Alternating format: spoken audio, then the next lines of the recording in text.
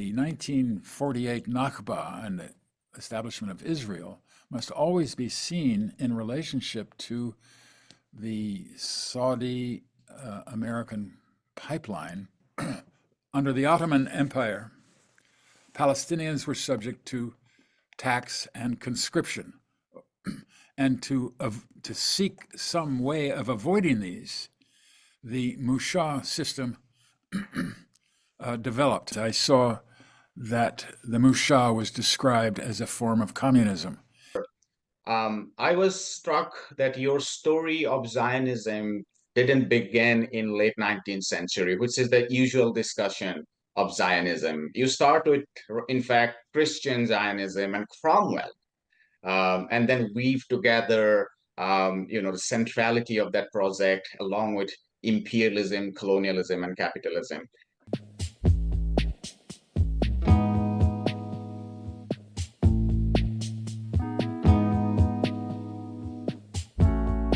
Hello and welcome to another episode of India and Global Left. Today we have with us a very special guest, Professor P.Linebaugh. Professor Linebaugh is an American Marxist historian who specializes in British history, Irish history, labor history, and the history of the colonial Atlantic. He was also a student of the British labor historian E.P. Thompson. Today we are having him to discuss his recent work on Palestine, an essay titled Palestine and the Commons, or Marx and the Musha. Professor Linebaugh, welcome to India and Global Left. Thank you. I'm glad to be here. Glad to be speaking with you. We found your recent work on Palestine very, very interesting, particularly for placing the land context at the center of what you analyze. So if before we kickstart, maybe if you could give us a little bit about the title itself, Palestine and the Commons, or Marx and the Musha. What went into the making of the title? The two themes. One theme is the struggle for liberation in Palestine in the midst of this genocidal war, and the second theme is the theme of the commons as expressed at the end of Karl Marx's life, when his interest in the subject was renewed, though actually his interest in the commons began with a study of criminality, so-called criminality, in the 1830s.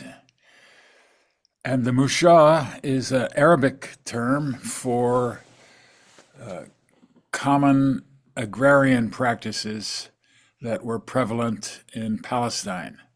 And with the Musha are not only these practices, but community values of sumut or resilience. The Musha. Well, I should say right away that I'm not an Arabic speaker, nor am I a scholar of Palestine. I have learned from scholars of Palestine and am rapidly under the fierce heat of the genocidal war in Palestine. Like people all over the world, I've turned my attention to Palestine to see its worldwide significance, and then I brought to that subject the traditions that I have lived with, which have, as you noted in your introduction, largely Atlantic, and they concern forms of human resistance and struggle against privatization, against capitalism, and from its birth several centuries ago. And out of that, I formed the notion of the commons, or commoning, to use a verb to express an action in creating common life, and to see. Just by accident, I had some old documents from the Palestine Exploration Fund from the 1890s, and there, to my astonishment, I saw that the Musha was described as a form of communism. Now, these were Anglo archaeologists and anthropologists doing that writing, but at the same time, of course, in a different context, Karl Marx was also investigating again what the commons meant and how it related to communism. So I brought these two subjects together in a tentative way. Most of the Anglophone writing about Palestine that I came across was largely political, diplomatic, and military in its lens, in its approach, quite understandably. Because to this day, it's very difficult to learn what are the actual material basis of life in Gaza and in the West Bank and in Palestine as a whole. It's very difficult. So, we want to get into Palestine, but just for a moment, since you are a historian of the UK and also colonial Atlantic, and we generally in the left tradition, we do read and discuss a lot about the commons. I mean, and enclosures, Marx's Capital, he wrote about the enclosures. That was very central to what he was doing. But also later down, I remember reading Eric Hobsbawm, who wrote that Marx's Capital is more like an analytical story, is probably not the most accurate history. So I wanted to start as a background for this conversation by asking you, what were the commons in the UK and the US, and what did Enclosure basically do insofar as restructuring social relations? Yeah, okay. It's a That very broad question, but it is. to keep It it is. Let's brief. take the second part first. Enclosure, it can be divided in two ways. It's a legal process and it's a physical process. As a legal process, it denotes and delimits private property to the exclusion of all others with claims to its use. So that's the legal side, and there's a struggle over the legal side, but we can discuss that later if need be. The other side of enclosure is physical. That is, it's the development of fences or walls or barriers or even something the English call a ha-ha, which is a ditch. Instead of raising a fence, it builds a ditch around the limitations of the enclosed field. So those are two aspects of enclosure historically. Contrasting America with England, I think the first thing that comes to mind, of course, is the scale. The American scale is far greater. It's a whole continent. England, after all, is just a small part of the British Isles, a few islands off of the northwest coast of Europe. So that's one big difference. And there's a second difference, which has to do not with space, but with time, that enclosures have different temporalities. So, for example, it just took a few years to establish the 30-foot wall in Palestine, excluding Palestine from Israel. In the United States, the enclosure of land begins with its delimitation or with its surveying, which took place in the 1790s under the aegis of Thomas Jefferson. So that's a bit more than 200 years old. Whereas in England, the enclosures, again, both legally and physically, took place over several centuries, several more centuries. We could even go back to the time of the Great Peasants' Revolt of 1381. So that would put it many centuries ago. So it's far more slow in England, and that pace accompanied the formation of the nation state. It accompanied also, well, in both cases, different forms of violence. and I think the process of enclosure can never be separated from the process of violence. And that violence generally accompanied state formation. In America, it was an essential part of settlement or the development of settler colonies. In England, it was not so much settlement, but we think of it as an expropriation. We think of those who used to live on the commons or with common rights as commoners of different kind, whether in the highlands of pastoral economy or in the lowlands of riverine or beach or coastal properties, or in what in England would be called waste, or in America it would be called wilderness. Both of those terms, waste and wilderness, are terms of the settlers, terms the enclosures would use, just as they would use the term barbarian or savage to refer to the commoner. We might instead refer to indigenous people or so the English language, especially in law, but also in the development of settler civilization, whose main prop, I think, whose main foundation, apart from the land itself, is different forms of racism, different forms of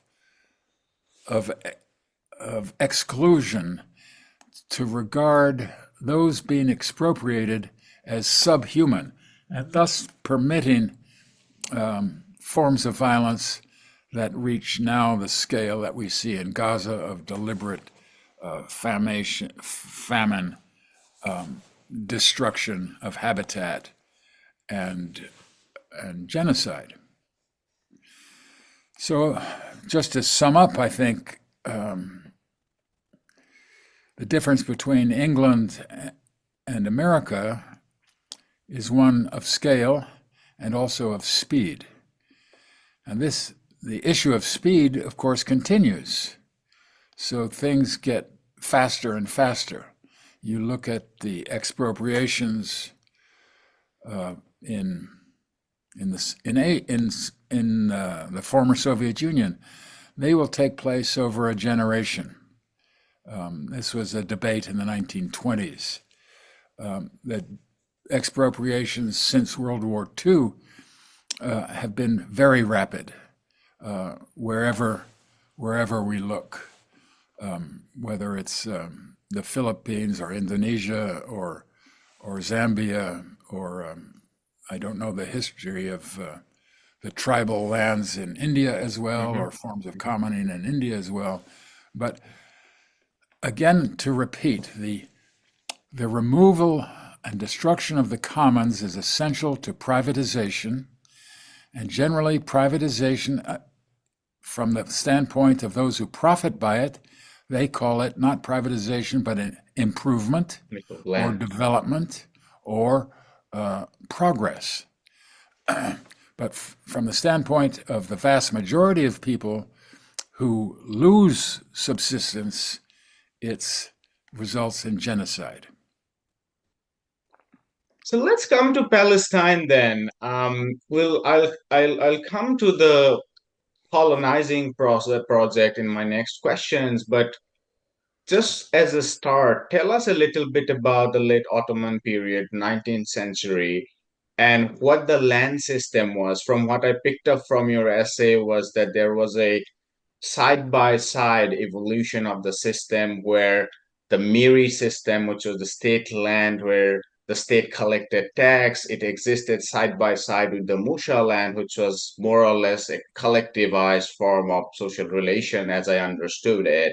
So tell us a little bit, walk us through the land system in the late Ottoman period. Well, again, I have to say that I'm not in the first place, a scholar of Palestine. And the answers to your question remain open. There are fine Ottoman historians, Turkish historians, whose work is more available in the English language. But, and again, I want to repeat what I said before, the agrarian and economic history of Palestine is not as advanced, at least in the English language, as the political, military, diplomatic, cultural, literary, religious sides to Palestine. But from my understanding, since the Ottoman Empire and its hegemony and domination of Palestine, as among its other provinces from Egypt up to Turkey,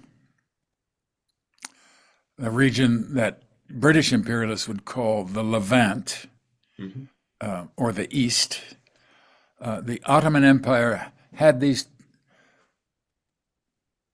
wished a tributary system where cultivators had to supply through a tax system a certain amount of their income and a certain number of bodies for the military.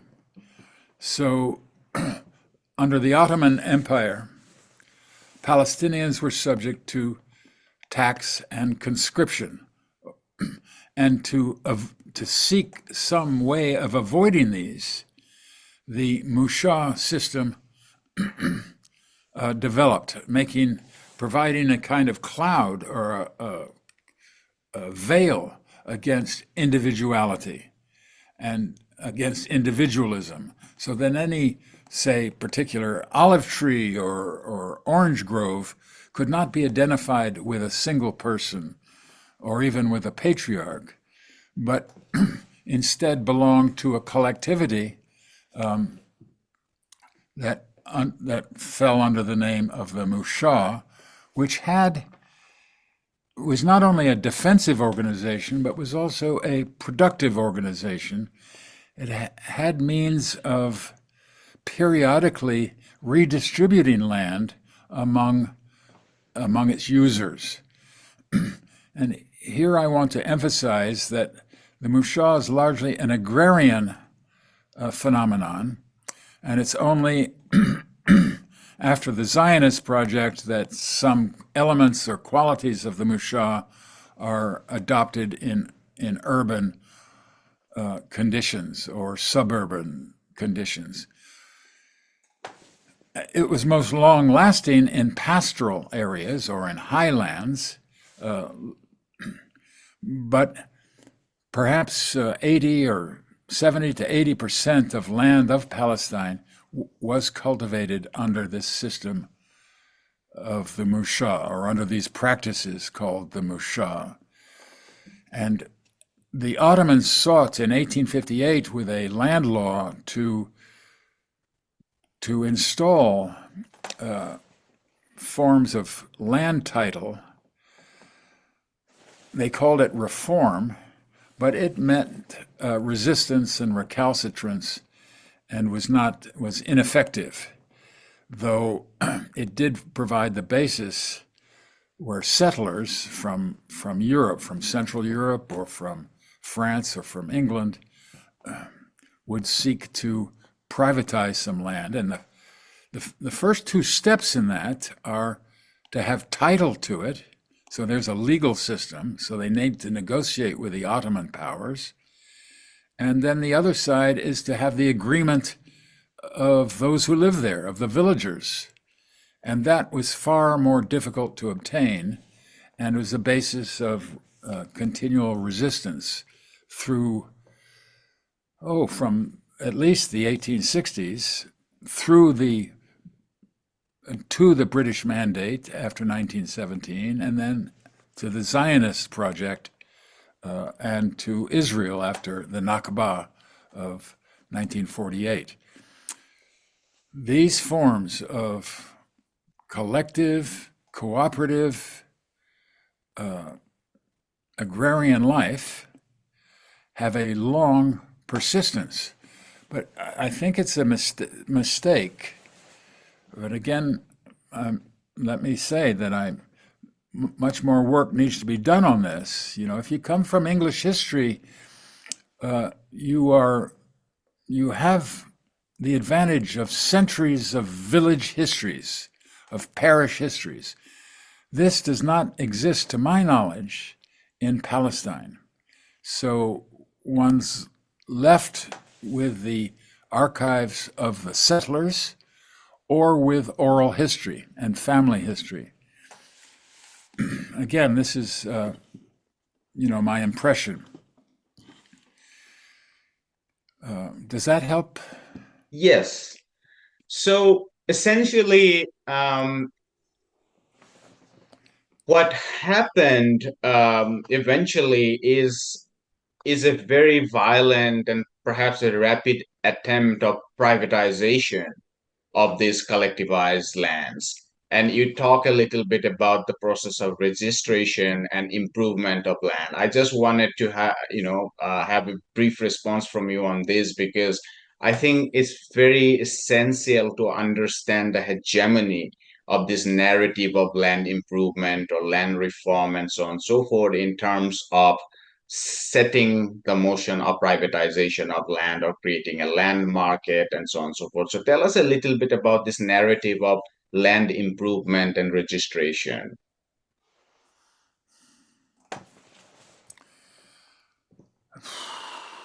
Well, the improvement means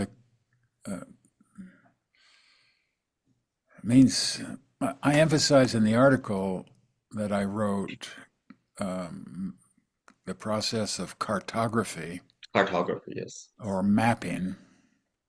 Just like I think in the Asian subcontinent, it was Everest who developed the triangulation Right. for mapping the subcontinent. In the USA or in Turtle Island of North America, it was a surveying done in the 1790s that creates the maps and produces And the France, grid. What? sorry, France was also at the leading edge of the surveying at that moment. France was? Yeah, Huh, that's interesting. Interesting. And in England, I mean, the main instruments are the theodolite to right. organize angles and the chain to organize distances. And it's a painstaking process that's imposed on the surface of the earth in order to produce maps. And the maps are the representation of the earth for the purposes of privatization, for the purpose of delimiting different plots or lots of land. In English history, this goes back to this time of Queen Elizabeth I, Shakespeare's time, back in the 1590s, if not earlier.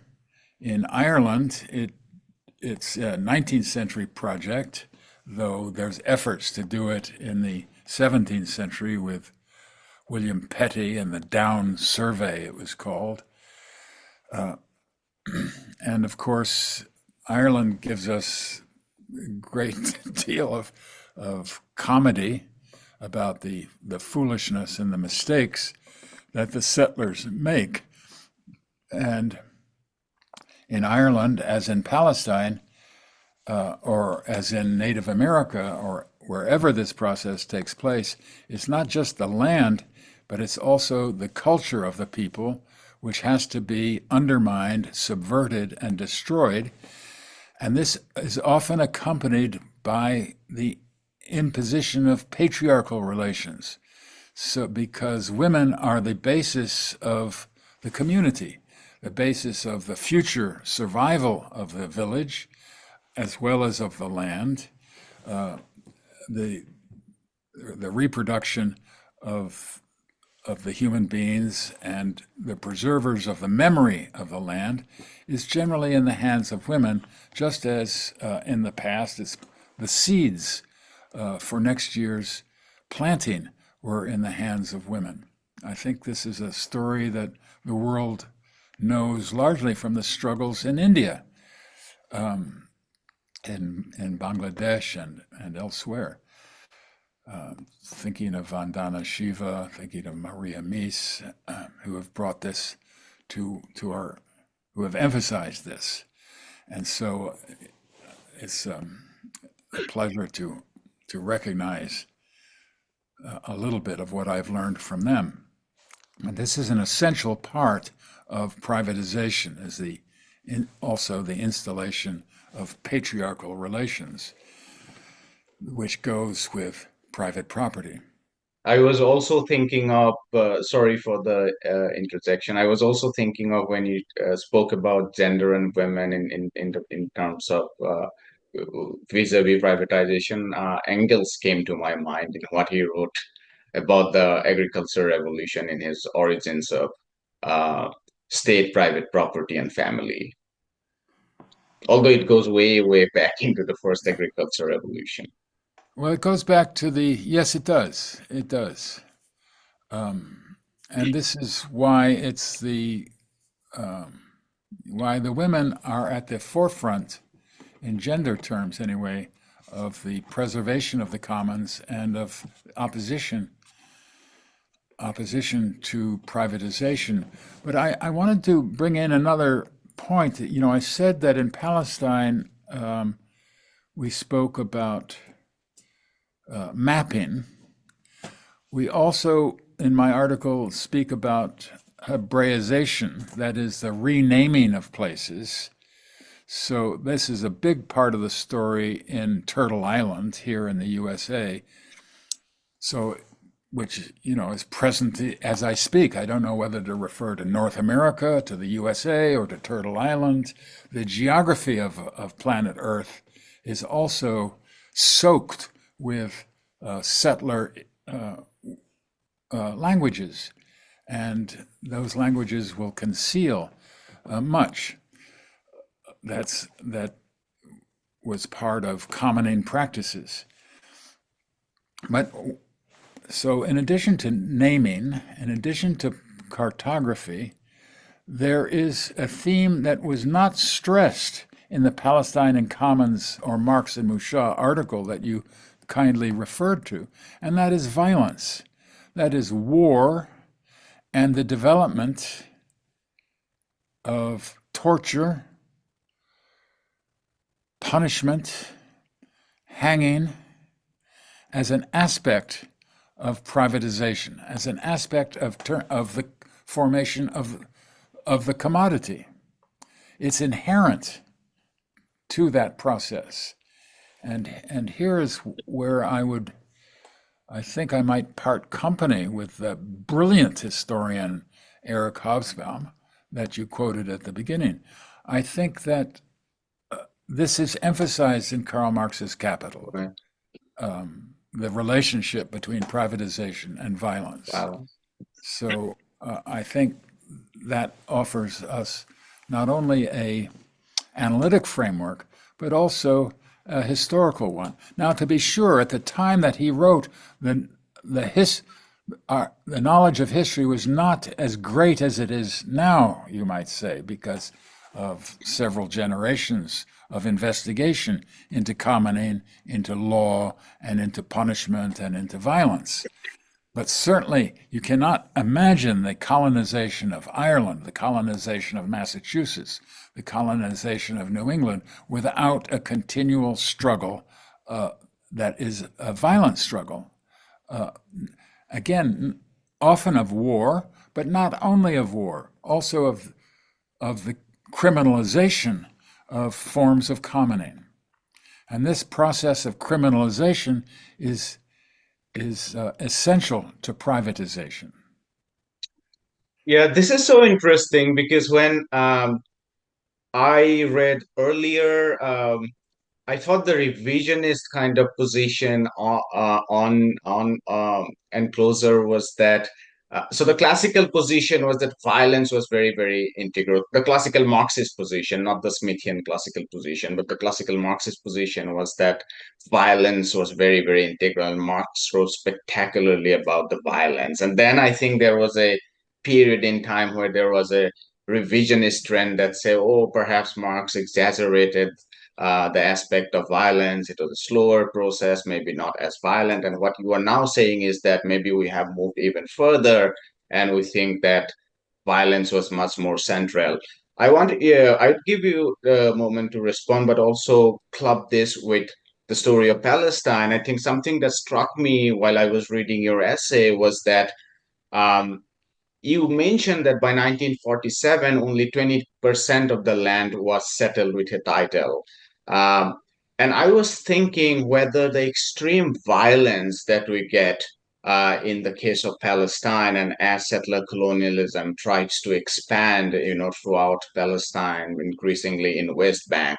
I was thinking if it was, or if it is partly the resilience of uh, collectivized ethos against private property that describes the need for such massive scale of violence. Sure, I think so. The massive violence is a reflection, is a requirement by the privatizers in order to do their dirty deeds, in order to steal land or to expropriate, as they would prefer to say, or to develop, to take it even more mystifying. And what they mean by development is the imposition of market relations on a global scale. And now it's not just, it has to do with mineral rights, of course. So it's not just the surface of the earth and agriculture we need to think about, but also what lies beneath the earth. And when it comes to Palestine, this is essential, not particularly to the potential gas fields lying in the Mediterranean Sea off the coast of Palestine, but of establishing a political toehold within historically one of the largest sources of petroleum or of energy on the earth. So the 1948 Nakba and the establishment of Israel must always be seen in relationship to the Saudi American pipeline that opens up in the Eastern Mediterranean at the same time in 1949. And this accompanies a huge rearrangement of the capitalist economies of Europe and the USA, which is beginning to substitute oil and gas for coal. This is part of the story of imperialism after World War II, which isn't to say that it hadn't attempted before, but as a global matter, and as a matter of understanding the state of Israel, Israel can be seen as an outlying fortress for the interests of petroleum production. Now, I don't want to be a reductionist and reduce everything to the price of oil, but I think the whole world knows that since the world runs on fossil fuels, that this plays an important part in the story of the expropriation and establishment of a technical military outpost in the Eastern Mediterranean. And that's the state of Israel. Yeah, this is very good. So what we have discussed so far is privatization, modernization, and kind of accumulation, whether it's primitive accumulation or whether it's successive cycles of accumulation. I think we are coming to an end. The sort of the element that we haven't discussed so far is Zionism. And when I read your paper, I was struck that your story of Zionism didn't begin in late 19th century, which is the usual discussion of Zionism. You start with, in fact, Christian Zionism and Cromwell, and then weave together, the centrality of that project along with imperialism, colonialism, and capitalism. Tell us a little bit about Christian Zionism, Cromwell, and why did you begin it there? Yeah, I began it there as a hypothesis. Now I'm speaking as a retired professor, and I'm mindful of my colleagues who, so I produce it who have who represent conventional knowledge. And so but Oliver Cromwell was the leader of the English Republic that put an end, a leader of the aggressive English bourgeoisie of the mid 17th century. I think a few years before Calcutta is formed.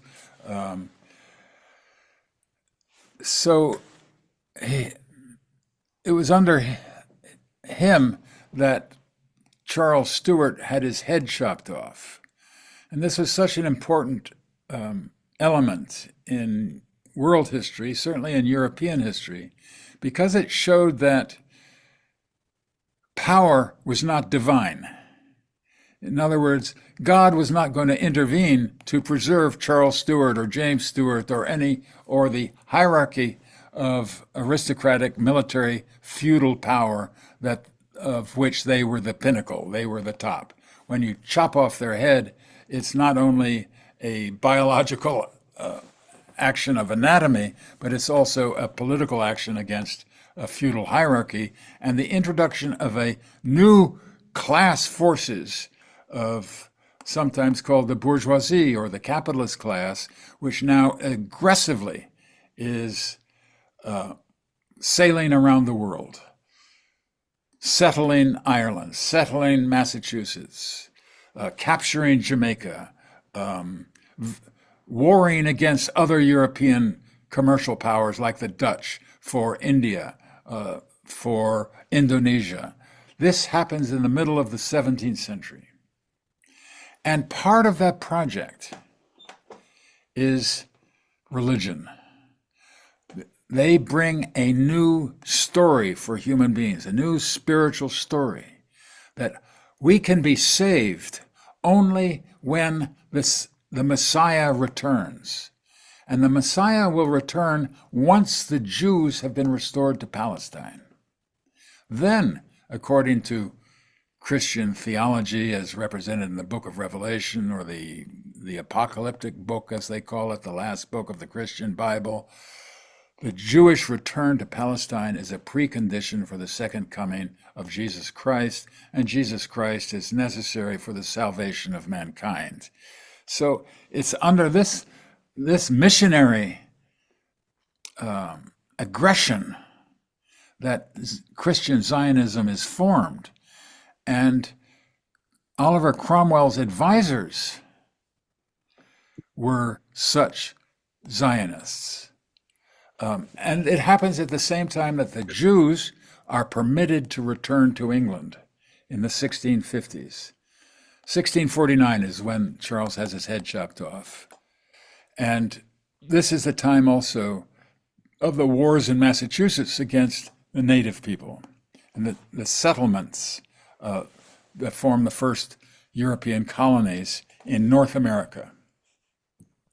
This was, I think, the reason I wanted to stress this was to show that the Zionist project is integral to the capitalist project.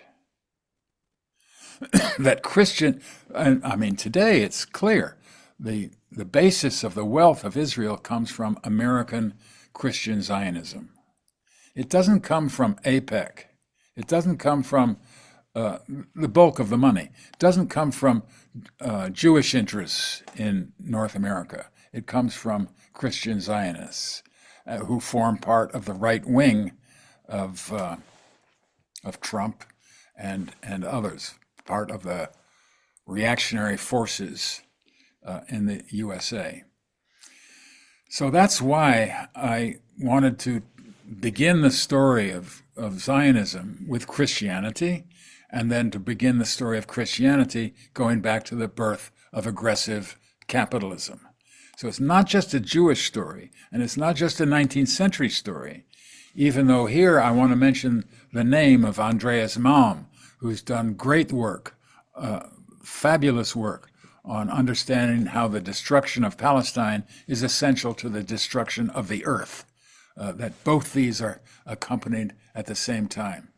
I hope very much that you will be able to interview him sometime on your program. But so that's why I spoke of this theology, which is largely bonkers.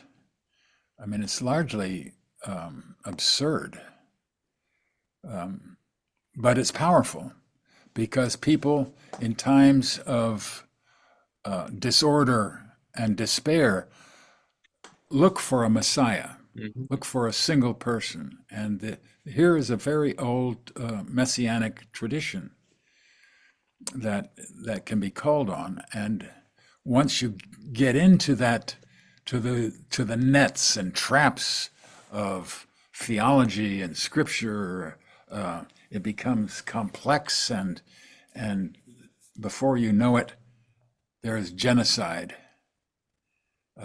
Whether that takes place in the schools of North America or in Northern Ireland, and I don't know the story of India and Pakistan well enough to understand how Zionism or missionary activity affected imperial developments in that part of the world. But I do think it's important that we take a longer view and to understand that Zionism has been essential for many centuries to the capitalist and imperialist projects as a part of accumulation. There is a similar trend going on within the scholarship now about really after the rise of the Hindu nationalists in 2014, now scholars are going back deeper into history to understand the roots of Hindu nationalism. Or for a very long time, because of history of colonialism, the nationalist movement was understood along economic lines as a movement that brought different forces together against imperialism, but there is increasingly now more and more focus on the use or the aspects of how religion was used and how these things were marshaled and restructured into building nationalistic ideas, and now people are being more critical about that. I think towards the end, I wanted to hear your thoughts a little bit on the resistance movement. What does this tell us? Is there an element of hope? You begin your essay by mentioning the Zapatista movement in Mexico. I'm assuming the context of NAFTA. I've been also reading a lot about the Chinese Communist Revolution and what a disaster in some ways the project of Greatly Forward was. Um, so collectivization, private property, these are things, I guess, pretty much up in the air, not very settled. Land redistribution during the Communist Revolution was spectacularly successful, as I understood, but when things started to be reintegrated into larger and larger blocks, there came a resistance from peasants and farmers. So my question to you is, if the Musha of Palestine teaches us anything for the rest of the world, and if you think there has been developments like the Zapatista movement in Mexico, if there are such developments in Palestine, which perhaps the media has missed out and so on, your concluding remarks on this segment. Yeah, I've thought of it, George, in terms of the commons or the Mhm. commune. The commons refers to mutuality among those direct producers. The commune refers to the state or to the or to the city. So it's the country and the city, the commons or the commune. And of course, the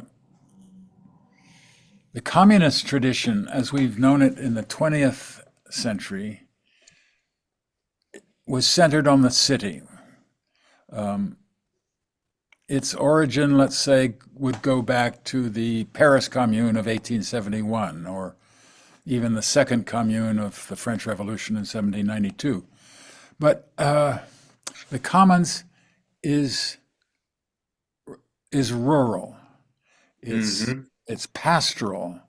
It's maritime. It's not part of the arable field in its most resilient forms. You think of the Kurdish highlands is where commoning is retained. What I learned from the Musha, I think, is similar to what Karl Marx learned from the Obszczyna. When Vera Sasulich wrote him saying, please, comrade Karl Marx, even though this is your last year of life, please tell us what you think of the Russian commons or the Obszczyna. And Karl Marx could not answer her easily. He tried 5 different long letters to her and ended up discarding them. Luckily, they're still available in Marx's archive in Amsterdam. So that's how we know about them. But he ended up by saying to her in a very short letter, yes, the Obszczyna can be the basis of social regeneration in Tsarist Russia. It will require a Russian revolution. So he's not saying, let's go back to the past. He's not saying that at all. He's saying that the human values of equality and of mutuality that were available in the past are also available to us now, but under different circumstances, under different vicissitudes of history, to use his own language. And I think, I don't, far be it from me to speak about to the Palestinian freedom fighters today. But one of our slogans at the encampments in North America, and for me at the University of Michigan in Ann Arbor, but also in Dearborn and in Ferndale and in Wayne State, one of our slogans is, we are thousands, we are millions, we are all Palestinians. So Palestine has come to be one of those concrete universals where the whole world is watching. The whole world is learning from that experience. And so our experience will not be the same as that of the orphans of Gaza, the widows of Gaza, the wounded, the departed. It will not be the same. But we are learning from their struggle, and we are content to say we are our own enlightenment, our own thinking has arisen because of their struggle. And that's why we offer such solidarity as we can. So for the Musha, I don't really have comments about the Musha. I mean, there's a wonderful scholar, Leila Al-Khalili, at the University in Lund in Sweden, who has written about the Musha in Ramallah and in East Jerusalem, what forms it takes there now against the separation barrier or the huge 30-foot wall. There are people who write about the Musha in Palestine, but what we need to do is to think about our own past and our own struggle, even when that is not part of the traditional Marxist or Leninist or Maoist conception of the or anarchist, thinking of Prince Kropotkin. We need to think anew about how to organize human life in the conditions with other creatures on the planet, as the planet itself is being endangered by the same forces of destruction that are befalling Palestine. Yeah. I'm very tempted to ask you one final question, completely unrelated to what we are discussing. Probably it's also unfair, but I wanted to ask you briefly uh, on E.P. Thompson, given personal excitement of reading his work, not just the making of the English working class, but also some of many, many other essays. So I want to end it by asking you, what was your experience with E.P. Thompson, and if you can just tell us the lessons you drew from him insofar as uh, thinking about the future, the Marxist tradition, because he was also uh, a revisionist. Some people didn't even like him for that, but he challenged Marxism as much as he defended it. I think we are in a moment of history where the left needs innovation. There are many things that are going on which are new. So, yeah, the final comment, a reflection on E.P. Thompson. Well, Edward and I were comrades. That is, we were colleagues. It's true I was his student, but I was an American from a different experience, and I was able to bring to our relationship what I had learned from African American struggles, which were not available to him when we first met in the early 60s. His his history is especially dear to me because we share something of a history in the subcontinent, in India and in Pakistan. Both of our fathers, in different ways, came from an imperial setting and resided in India or in Pakistan for some years. And also, I was a youngster learning from the New Left, and he was one of its exponents of the New Left. But if now in 2024, thinking back to him and speaking to you now, what I remember from Edward is this. Our point now is not that we are Marxists or that we are on Marx's side. The point is that he is on our side. And it's that shift in perspective that I think is essential. And if you think about it and allow it to soak in, it means that we are not subjects to Marx. We are not his subjects. On the contrary, he, among a vast number, has helped and produced Edward, us, and you. What a brilliant note. On that note of optimism, Professor Linebaugh, thank you very much for your time. You're welcome. You're welcome. It's been a pleasure. All right. Hi, my name is Ayushman. I, along with Jyotisman, have started this platform. In the last 2 years, we have tried to build content for the left and progressive forces. We have interviewed economists, historians, political commentators, and activists so far. If you have liked our content so far and want us to build an archive for the left, I have two requests for you. Please do consider donating for the cause. Link is in the description below.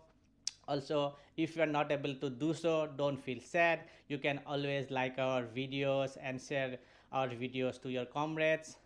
Finally, don't forget to hit the subscribe button.